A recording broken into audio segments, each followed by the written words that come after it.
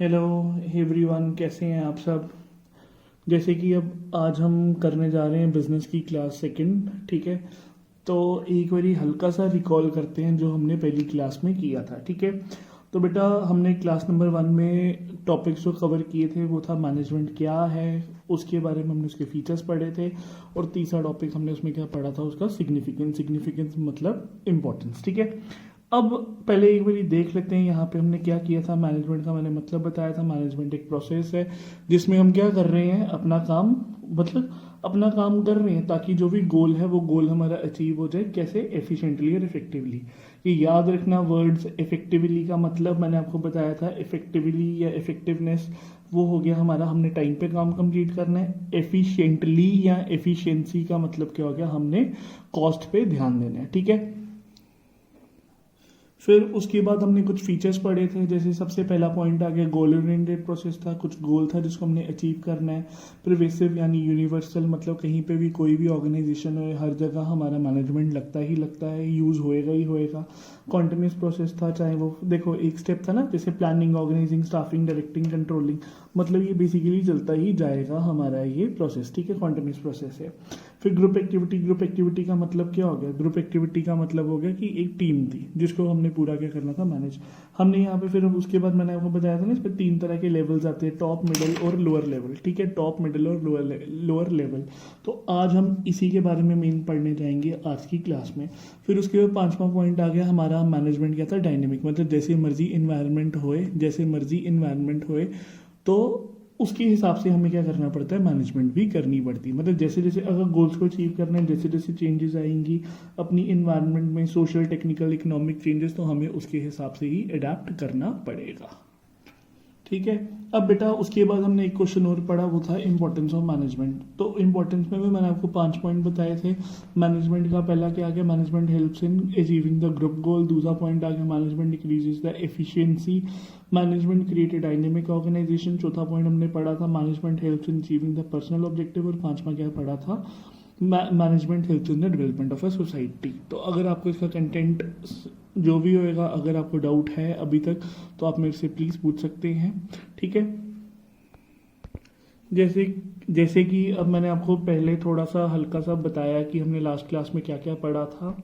ठीक है बेटा, आज की क्लास हम शुरू करने जाएंगे यहाँ से। हमारे जो मेन टॉपिक है यहाँ पे लेवल्स ऑफ मैनेजमेंट। अगर लेवल्स ऑफ मैनेजमेंट की बात करें, मैंने आपको तब भी बताया था पिछले पॉइंट में कि जो हमारे पास यहाँ पे 3 तरह के लेवल होते हैं। सबसे पहला पॉइंट आ गया हमारे पास यहाँ पे टॉप लेवल मैनेजमेंट, दूसरा आ गया मिडिल लेवल मैनेजमेंट, और तीसरा आ गया हमारे पास सुपरवाइजरी लेवल ऑफ मैनेजमेंट। ठीक है, सुपरवाइजरी लेवल ऑफ मैनेजमेंट। ठीक है, अब टॉप लेवल की बात करें, टॉप लेवल में क्या आते हैं, जितने भी सारे टॉप मोस्ट क्रूशियल पर्सन है, जैसे board of director, president, CEO, chief executive officer, और CFO, चीफ फाइनेंसिंग ऑफिसर। तो सारे के सारे ये जितने भी लोग हैं ये कहाँ आएंगे, हमारे टॉप लेवल मैनेजमेंट में। अगर मिडिल लेवल पे बात करें तो वहाँ पे आता है हमारा परचेज मैनेजर, सेल्स मैनेजर, जितने भी डिवीजन हेड है, डिपार्टमेंटल हेड है, वो सारे के सारे किस में आएंगे, हमारे मिडिल लेवल मैनेजमेंट में। और अगर हम सुपरवाइजरी लेवल की बात करें, सुपरवाइजरी लेवल को हम यहाँ पे लो लेवल मैनेजमेंट भी कहते हैं, लोअर लेवल ऑफ मैनेजमेंट। इसके अंदर क्या क्या आएगा, इसके अंदर हमारा सुपरवाइजर, सुपरिटेंडेंट, क्लर्क, सब डिपार्टमेंटल एग्जीक्यूटिव, ये सारे बंदे आते हैं। ठीक है, अब बेटा आप यहाँ पे ना 2 वर्ड देख रहे होगे, एक मैंने वर्ड लिखा हुआ है अकाउंटेबिलिटी और दूसरा लिखा हुआ है अथॉरिटी। पहले इन दोनों का ना मतलब समझो। एक ठीक है, अब देखो मैंने यहाँ पे वर्ड्स लिख दिए हैं। एक वर्ड आता है यहाँ पे अथॉरिटी, दूसरा वर्ड आता है रिस्पॉन्सिबिलिटी, और तीसरा वर्ड क्या आता है, अकाउंटेबिलिटी। अब देखो अथॉरिटी का मतलब क्या आ गया, मेरे हाथ में क्या है, पावर है, उस चीज़ का डिसीजन मैं ले सकता हूँ। ठीक है, मतलब कोई भी काम कर रहा हूँ तो अथॉरिटी का मतलब क्या आ गया, मेरे हाथ में क्या है, पावर है कुछ किसी भी डिसीजन लेने की। ठीक है, दूसरा वर्ड बेटा यहाँ पे आता है रिस्पॉन्सिबिलिटी। रिस्पॉन्सिबिलिटी का मतलब क्या आ गया, जो भी मेरे को ऑब्लिगेशन, मतलब जो भी मेरे को काम मिला है, जो भी मेरे को ड्यूटी मिली है, वो मुझे कंप्लीट करनी ही करनी है। और अकाउंटेबिलिटी का मतलब आ गया बेटा आंसरेबल, कि मैं देखो उस चीज़ का आंसरेबल हूँ, जो भी मेरे को काम मिला था मुझे उस चीज़ का क्या करना है, जवाब देना ही देना है। तो जो हमारी अकाउंटेबिलिटी होती है वो ऊपर की ओर जा रही है, कि मतलब जो लोअर लेवल है वो मिडिल लेवल को आंसरेबल है, मिडिल वाला किसको है आंसरेबल, टॉप वाले को। अगर अथॉरिटी पावर टॉप लेवल के हाथ में पावर है किसको, जो काम देने की मिडिल लेवल को, मिडिल लेवल के हाथ में पावर है किसको, मतलब मिडिल लेवल के हाथ में अथॉरिटी है किसको काम देने की, हमारे सुपरवाइजरी या लोअर लेवल को। ठीक है, अब ये मैंने आपको हल्का सा तो बता दिया, अब इसके बारे में हम इसके फैक्ट्स के बारे में पढ़ेंगे कि इसके अंदर टॉप लेवल क्या है, उसके फंक्शंस क्या हैं। ठीक है, फिर उसी तरह मिडिल लेवल क्या है, उसके फंक्शंस क्या है, फिर सुपरवाइजरी लेवल क्या है, और उसके हमने फंक्शंस के बारे में पढ़ना है। ठीक है, सबसे पहला पॉइंट अब आ गया हमारे पास टॉप लेवल मैनेजमेंट। ठीक है, senior most executive of the firm, मतलब जितने भी सारे सीनियर मोस्ट एग्जीक्यूटिव जितने भी बंदे सीनियर मोस्ट, वो सारे के सारे किस में आएंगे, हमारे टॉप लेवल मैनेजमेंट में आएंगे।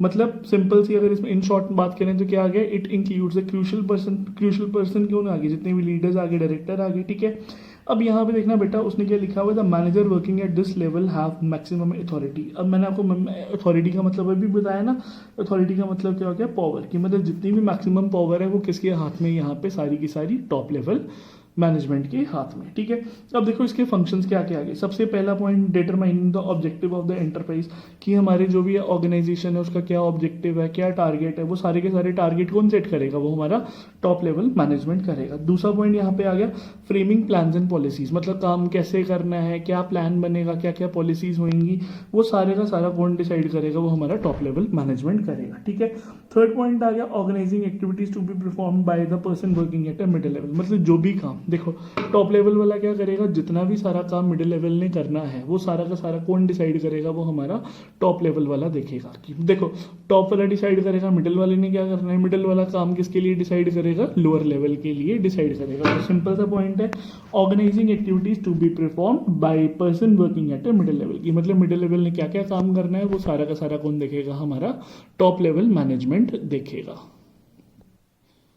ठीक है, अब देखो थर्ड पॉइंट समझ आ गया, फिर उसके बाद फोर्थ पॉइंट आ गया, assembling all the resources such as finance, fixed assets etcetera, मतलब जितने भी सारे टॉप लेवल्स हैं, मैंने बताया ये सारे के सारे क्या गए, टॉप मोस्ट पोजीशन पे, सीनियर मोस्ट एग्जीक्यूटिव, मतलब अब एक ऑर्गेनाइजेशन को अगर हम काम कर रहे हैं, एक ऑर्गेनाइजेशन में हम काम कर रहे हैं, उधर कितना पैसा चाहिए, कितना फिक्स्ड एसेट्स चाहिए, तो वो सारा का सारा कौन देखेगा, वो सारा का सारा टॉप लेवल मैनेजमेंट देखेगी। ठीक है, responsible for the welfare and survival of the organisation, क्या भला है, कैसे सर ऑर्गेनाइजेशन, देखो कंपटीशन बड़ा स्टिफ है, कंपटीशन बड़ा टफ है, तो उस टफ कंपटीशन में, उस कॉम्पिटिटिव एनवायरनमेंट में हमने कैसे सर्वाइव करना है, वो सारे के सारे डिसीजंस भी कौन लेगा, हमारा टॉप लेवल मैनेजमेंट लेगा। ठीक है, फिर उसके बाद छठा पॉइंट, सिक्स पॉइंट कौन सा आ गया, analyses the business environment and it's implication, मतलब पूरा देखेगा क्या क्या फैक्टर्स हैं जो हमारे बिजनेस को इफेक्ट कर रहे हैं और उनका क्या बिजनेस पे असर पड़ेगा, वो भी सारा का सारा किसके डिसीजन होंगे, हमारे टॉप लेवल मैनेजमेंट के। तो अब एक सिंपल सा अगर हम देखें तो इसके क्या क्या फंक्शन आगे, सबसे पहले एक ऑब्जेक्टिव को डिसाइड करता है, दूसरा प्लान एंड पॉलिसीज को फ्रेम करेगा, तीसरा जो भी मिडिल लेवल मैनेजमेंट ने काम करना है वो सारा का सारा काम कौन बताएगा, उसको टॉप लेवल। ठीक है, फिर रिसोर्सेज वगैरह असेंबल करेगा, रिसोर्सेज में क्या क्या गया, फाइनेंस, फिक्स्ड एसेट, फिर उसके बाद responsible for the welfare and the survival of the organisation, क्या कैसे रिस्पॉन्सिबल, मतलब एक ड्यूटी बनती है कि भला देखना है हमने, जो भी ऑर्गेनाइजेशन है वो हमारा बेटरमेंट रहे, उधर बेटरमेंट रहे, और कैसे उसको हमने लंबी देर के लिए सर्वाइव करना है ताकि हमारा प्रॉफिट और उस ऑर्गेनाइजेशन की ग्रोथ भी बढ़े। ठीक है, फिर analyses the business environment and it's implication, की बिजनेस एनवायरनमेंट का क्या क्या असर रहेगा, मतलब कौन कौन से फैक्टर्स हैं जो हमारे बिजनेस को इफेक्ट कर सकते हैं और उसका क्या असर रहेगा। ठीक है, अब बेटा उसके बाद अगर चलते हैं हम अपने सेकंड टॉपिक पे, सेकंड लेवल ऑफ मैनेजमेंट, वो कौन सा था, हमारा मिडिल लेवल मैनेजमेंट। ठीक है, अब टॉप और मिडिल के बीच में, टॉप और लोअर लेवल यानी सुपरवाइजरी लेवल के बीच में एक आता है, वो क्या आ गया, मिडिल लेवल, मतलब टॉप लेवल ने काम दिया मिडिल लेवल को, मिडिल लेवल आगे किसको काम देगा, जाके सुपरवाइजरी लेवल को। अब पहला पॉइंट यहाँ पे क्या गया, act as a linking pin between the, मतलब एक जोड़ है किस किस के बीच में, टॉप और, मतलब एक चेन आ गई किसके बीच में, टॉप और मिडिल, टॉप और सुपरवाइजरी लेवल के बीच में, समझ आ गया। Act as a linking pin between the top level and the lower level management. अब इसका देखो बेटा फंक्शंस क्या आगे, interpretation of the policies framed by the top level management to the lower level, मतलब जो जो पॉलिसीज बनाई टॉप ने, ये क्या करता है, टॉप ने बताई मिडिल को, मिडिल ने वो सुनी पॉलिसीज और आगे जाके किसको बता दी, सुपरवाइजरी लेवल को, मतलब लोअर लेवल को वो पॉलिसीज को बता दिया। ठीक है, दूसरा आ गया organising activities of their department, मतलब जितनी भी उनकी मतलब जितनी भी सारी एक्टिविटीज़ हैं वो सारी की सारी एक्टिविटीज़ को ये क्या करते हैं, ऑर्गेनाइज। अब जैसे इसमें हमने एग्जांपल्स देखी, क्या क्या था, जैसे परचेज मैनेजर, तो वो क्या देखेगा, परचेज सारी जितने में हमने सामान खरीदने। सेल्स वाला सेल्स के बारे में देखेगा। हर डिपार्टमेंट वाला जो है वो अपने अपने, और हर डिपार्टमेंट वाला अपने अपने डिपार्टमेंट के बारे में देखता रहेगा। तो यहाँ पे वही पॉइंट आ गया ना, organising activities of the department, मतलब जो भी डिपार्टमेंट की एक्टिविटीज है वो सारी की सारी ये देखेंगे। उसके बाद recruiting and selecting and appointing the employees required, मतलब यहाँ पे क्या गया, अब ऑर्गेनाइजेशन में अगर मान लो वैकेंसी है तो हमने क्या करना है, उन बंदों को बुलाना है, काम के लिए आए, फिर हमने उनको काम के लिए बुलाया, फिर उसको हमने क्या करना है, सिलेक्ट करना है और अपॉइंट करना है कि जो भी हमारा सूटेबल कैंडिडेट है वो आके हमारी यहाँ पे आके काम करे। यानी एक सिंपल सा बात, इसको हम क्या बोलेंगे, स्टाफिंग का जो भी फंक्शन है वो यहाँ पे कौन परफॉर्म करेगा, वो हमारा मिडिल लेवल मैनेजमेंट करेगा। स्टाफिंग का मैंने आपको लास्ट वीडियो में भी बताया। स्टाफिंग का सिंपल सा मतलब हो गया, स्टाफिंग क्या हो गया, सही बंदे को सही जगह पे रखना, उसकी सही एक्सपीरियंस और क्वालिफिकेशन के हिसाब से, ठीक है।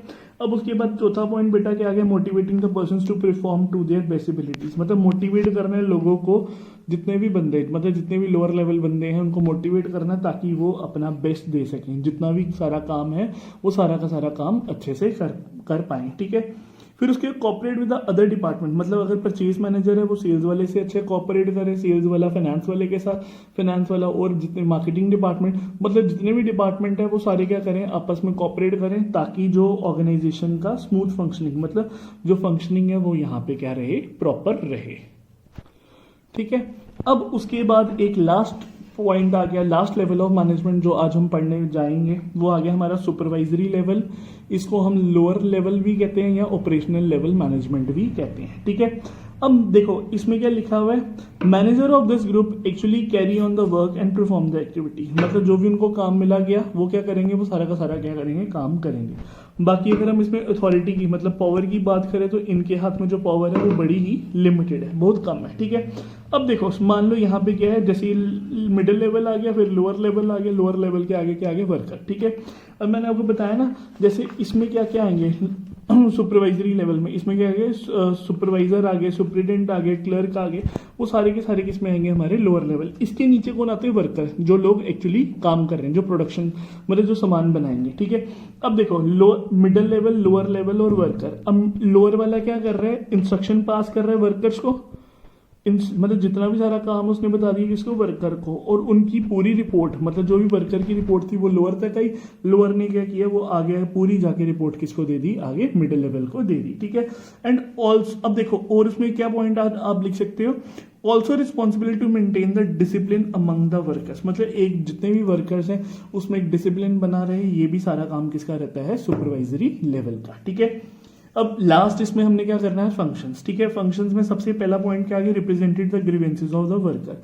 अब देखो वर्कर है ना, वर्कर को कोई ना कोई प्रॉब्लम आ रही है, पे नहीं मिल रही है, कुछ भी अच्छा एनवायरनमेंट नहीं मिल रहा है, कोई भी प्रॉब्लम होगी, वर्कर आगे आके लोअर लेवल को बताएगा, लोअर मिडिल को बताएगा, मिडिल वाला आगे जाके किसको बताएगा, टॉप लेवल मैनेजमेंट को बताएगा।